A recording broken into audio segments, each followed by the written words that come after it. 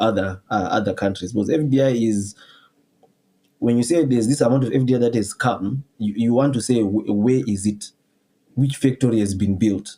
How many people have been employed? Which business is it that has been started that this FDI has come in? Because if it's not doing that, then that FDI is not helping anything.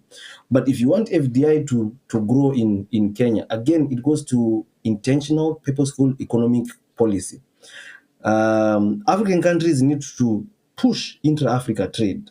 Intra-Africa trade is the lowest in regional blocks. When you look at Africa, I think around 14 or 15%, and it's been growing by paltry 2-3% over the years. But if you want to attract FDI, you are telling a company, come and set up base here. I will give you access to Uganda, Rwanda, whatever, free access. This is access to 200 million people.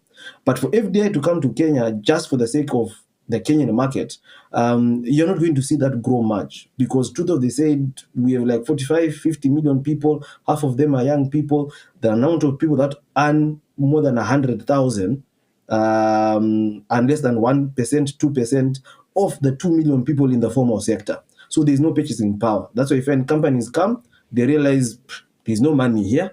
With the PR, Kenya is very good in PR.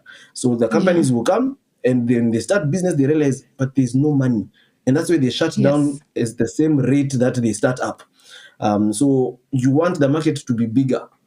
You want to attract someone to come to Kenya, not because of the Kenyan market, because the Kenyan market is very small, but you're saying, if you set up here, I have preferential treatment to enter Uganda, to enter Burundi, Rwanda, Tanzania. All of a sudden, you're telling these guys, set up here, you have access to 200 million people in the East Africa region.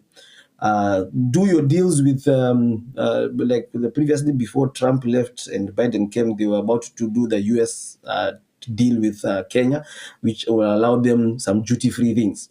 You will do that, and you tell a guy who has a quota in Bangladesh and say, you're only allowed $500 million of textiles into the USA a year.